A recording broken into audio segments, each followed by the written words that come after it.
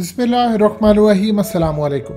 हालिया कुछ दिन पहले पाकिस्तान में ब्लैकआउट हुआ। इस पर सारी तफसीलात, क्या इंडिया की इंटेलिजेंस एजेंसी सोच रही थी, इनिशियल रिएक्शन क्या था, नरवाने ने आकर क्यों धमकी दी, क्यों उसको ये कहना पड़ा हकीकत टीवी की वीडियो के बाद भी कि पाकिस्तान के खिलाफ हमारी तमाम अफवाज हाई अलर्ट है, हम पूरी तरह तैयार है। अब सिमिलर पूरी तरह ईरान के अंदर हुआ।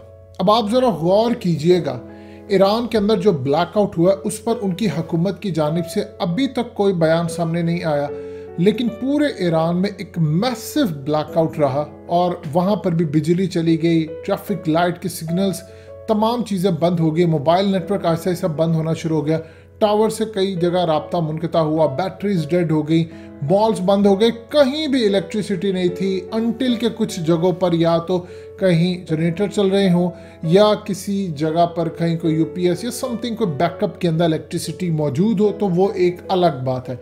मज़ीद डिस्कस करने से पहले इस वीडियो को लाइक करें, हकीकत टीवी को सब्सक्राइब करें और बेल आइकन पर ज़रूर क्लिक करें। अब सूरत हाल ये है कि पाकिस्तान के अंदर होना और ईरान के अंदर होना, देखिए दो चीज़ें इसके अंदर बहुत ज़्यादा क्लियर हैं। वो है कि दोनों ही इस वक्त भरपूर और बड़े एलाय हैं चाइना के।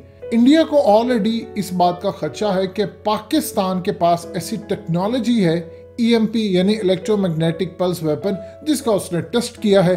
ये इंडिया की जानिब से सोचा ये जा रहा है और ख़ास तौर पर जो इनिशियल उनको रिकमेंडेशन या रिपोर्ट जो पेश की गई उसके मुताबिक ये कहा गया है कि पाकिस्तान ने जो ब्लैकआउट हुआ था उसके अंदर पाकिस्तान ने एक टेस्ट किया था कि हम कितनी जल्दी रिकवरी कर सकते हैं, क्या कुछ है, लेकिन पाकिस्तान की जानिब से इस तरह की किसी बात का कोई जवाब नहीं दिया गया, बल्कि कहा गया एक टेक्निकल फॉल्ट है। और उसके बाद जब DGISPR का बयान आया तो उसके बाद इंडिया का शक यकीन में बदल गया कि ये कुछ गड़बड़ है। जब DGISPR ने कहा कि जो टेक्नोलॉजी इंडिया हासिल करना चाहता है वो हमारे पास मौजूद है और हम उस पर मजीद काम करें। जाहिर सी बात है, इस वक्त दुनिया के अंदर कौन सी टेक्नोलॉजी है जिसके ऊपर काम किया जा रहा है, अमेरिका से मांगता फिर है इंडिया, वो है इलेक्ट्रोमैग्नेटिक पल्स वेपन। ये असल में टेक्नोलॉजी है जिसको EMP कहते हैं। ये सिर्फ ओपनली चाइना के पास है, अमेरिका के पास है और खुफिया तौर पर इसराइल के पास तो डेफिनेटली है, और दूसरे तीसरे ममालिकों जिनके अंदर शायद इस पर काम करें वो एक अलग बात है।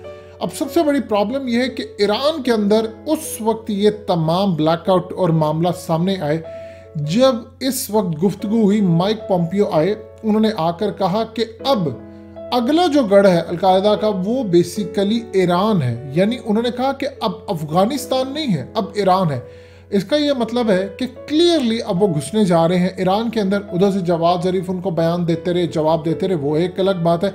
लेकिन जैसे ही माइक पोम्पियो ने कहा, फिर उसके बाद FBI शुरू हो गई, जी एक ईरान के अंदर हमलावर हैं, जी ये है वो है, एक को $7 मिलियन का रिवॉर्ड है उसके सर का, एक को फलाने का है। यानी पूरी तरह अचानक एक कैंपेन हुई और वही तरीका का जो अफगानिस्तान के हवाले से हुआ था जब इन्होंने पहले उनसे जंग करनी थी। जी अफगानिस्तान सेफ हेवन है, जी अफगानिस्तान के अंदर ये लोग हैं, फलाने हैं, और उसके बाद आप देखिए कि जंग शुरू होगी। अब ईरान के हवाले से मामला यह है कि जैसे ही माइक पोम्पियो ने बात की उसके बाद से पूरी तरह एक ब्लैकआउट हो गया। अब यहाँ पर दो चीज़ें हैं, एक तो दुनिया भर के अंदर ये बात कही जा रही है कि इसराइल इसके पीछे है, साइबर हमला है, और दूसरा अमेरिका इसके पीछे है जो कि पूरी तरह ईरान के खिलाफ है, क्योंकि माजी के अंदर इस तरह का बहुत दफ़ा कारनामे हो चुके हैं। पूरे का पूरा ईरान का इंटरनेट सिस्टम बंद कर दिया गया, उसकी इलेक्ट्रिसिटी के लिए मसाइल पैदा किए गए, उसके ऊपर पूरा न्यूक्लियर जो प्लांट था वहाँ पर जाकर मसाइल पैदा किए गए, हमला किया गया, ये तमाम चीज़ें थी। लेकिन इंडिया इसको देख रहा है किसी और नज़रिए से। इंडिया ये देख रहा है कि पहले पाकिस्तान के अंदर ये हुआ, फिर ईरान के अंदर हुआ, कहीं ये चाइना की जानिब से टेस्ट तो नहीं किया जा रहा कि देखिए मैं दो कंट्रीज़ के ऊपर टेस्ट कर रहा हूँ, या मैं इसको बंद कर देता हूँ तो मैं इंडिया को भी बंद कर सकता हूँ। ये एक असल में पैगाम दिया गया है, ये इंडिया बिलीव करता है। अब अमेरिका की थ्योरी इसमें डिफरेंट है। अब आधी दुनिया जो ख़ास तौर पर इसराइल के खिलाफ है, जो अमेरिका के खिलाफ है, वो ये बिलीव करते हैं कि ईरान के इस ब्लैकआउट के पीछे अमेरिका का हाथ है, कोई टेक्निकल नहीं हो सकता, ये कोई आसान काम नहीं, ये सीरीज़ है। क्योंकि पाकिस्तान का जब ब्लैकआउट हुआ तो पूरी दुनिया के अंदर इसकी खबर गई और पूरी दुनिया पर हलचल भी मची रही। और आप देख लीजिए अभी तक जो पाकिस्तान के अंदर ब्लैकआउट हुआ उसके अंदर सिर्फ 7 ऑफिसर को निकाला गया है, और वो भी ऑफिसर्स वही है जिनको खाना पूरी की गई छोटे लेवल के। कभी कहा जी यहाँ से ब्रेक डाउन हुआ, कभी कहा जी वहाँ से हुआ, ब्रेकर्स के इशू ये तमाम चीज़ें चलती रहेंगी। इंडिया इस वक्त पैनिक मोड में है। इंडिया इस वक्त परेशान है कि ये हो क्या रहा है, क्योंकि इंडिया इस चीज़ को अच्छी तरह समझता है कि ये चीज़ें कोई इत्तफाकन नहीं हो रही, ये किसी तरीक़ों को लेकर हो रही है। और अगर इसके पीछे चाइना का हाथ है तो कल को चाइना फिर पाकिस्तान तो छोड़िए हर किसी के साथ अपनी दोस्ती बना लेगा जो असल में उसके पास नहीं आना चाहेगा। चाइना के हवाले से इंडिया बिलीव करता है कि अगर ये चीज़ ठीक है, चूंकि ऑलरेडी रिपोर्ट आ चुकी है EMP, तो वो ये समझते हैं कि इंडिया का भी कल को ब्लैकआउट हो सकता है, लेकिन वो ब्लैकआउट तब किया जाएगा जब हमले की। अब मिसाल के तौर पर इंडिया के इंटेलिजेंस एजेंसियों के अब जो रिपोर्ट्स है जिसके मुताबिक उन्होंने कहा कि अगर दोबारा पाकिस्तान के अंदर ब्लैकआउट होता है तो आप चढ़ दौड़े, सिर्फ 1 घंटे के अंदर अंदर आपने तमाम जितने भी हमला करने वाले उन सबको पाकिस्तान में उतार देना है। जबकि इस सूरत हाल के अंदर देखिए इंडिया के लिए परेशानी का बाइस क्या कि अगर पाकिस्तान को पता है, या जिस तरह DGISPR ने कहा है हमारे पास टेक्नोलॉजी है, अगर पाकिस्तान और चाइना मिलकर इंडिया का ब्लैकआउट कर दे और पाकिस्तान पूरी तैयारी के साथ अंदर घुस जाए तो बाकी बचेगा क्या, क्योंकि इंडिया तो तैयार नहीं है इसके लिए। और 6, 7, 8 घंटे बहुत होते हैं। आप किसी भी मुल्क के अंदर सिर्फ 1-2 घंटे के लिए ब्लैकआउट कर दे और आपकी तैयारी हो, आप देखिए वहाँ पर हशर नशर क्या होता है। अब जाहिर सी बात है बैकअप वहाँ पर नहीं होगा, वहाँ पर सूरत हाल पूरे का पूरा मुल्क बंद हो जाता है, आपके इशारे बंद हो जाते हैं, signals each and everything, mobiles लोगों के बंद हो जाते हैं, इंटरनेट सिस्टम आप जैम कर सकते हैं।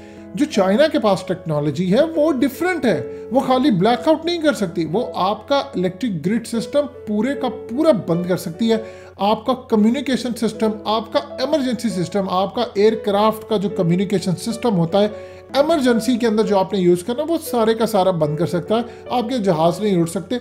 ये इंडिया को परेशानी लगी है कि ईरान के अंदर भी ब्लैकआउट हो गया, ये चल क्या रहा है, ये कहीं तजर्बा तो नहीं किया जा रहा, और ये ना हो कि ये तजर्बा करके उसके बाद ओपनली देखिए कोई भी आप चीज़ लें, चाहे आप ड्रोन्स लें, आप चीज़ें लें। अब JF-17 थंडर की मार्केट क्यों ऊपर की, आपने उसको 27 फरवरी को यूज़ किया, आप जितने मर्जी जहाज़ बनाते फिरे, आप कहीं ये अच्छे हैं, आप कंपेयर कर लें। असल तो आपका पता चलता है आप मैदान में क्या परफॉर्म करते हैं। आप कोई क्रिकेट मैच हो, फुटबॉल मैच हो, आप जितना मर्जी कहते रहे कि ये बड़ा अच्छा खिलाड़ी है, उसे प्रैक्टिस सेशन में ये किया, जब आप मैदान में उतरते हैं आप उस वक्त कितना प्रेशर ले सकते हैं, आपकी अचानक परफॉर्मेंस क्या होती है। यानी इसको जो इसराइल के अंदर टेक्नोलॉजी एक चीज़ यूज़ की जाती है, टर्म भी यूज़ की जाती है कि उनके अंदर सबसे ज़्यादा उनको ट्रेनिंग ये दी जाती है कि आपने अचानक फैसला करना हो, एक सिचुएशन आप पर ऐसी आ जाए क्योंकि आपके चारों तरफ है दुश्मन, आपको अचानक फैसला करना है कि आपको क्या करना है, इसके लिए सबसे ज़्यादा उनको ट्रेनिंग दी जाती है कि एक्यूरेट फैसला। तो ये तमाम चीज़ें नज़र आती हैं। अब तुर्की ने ड्रोन्स बनाए, आज तक कभी इस्तेमाल नहीं हुए। आर्मीनिया और अज़रबैजान का जो जंग हुई वहाँ पर ड्रोन्स इस्तेमाल हुए और उनकी मार्केट उठ गई।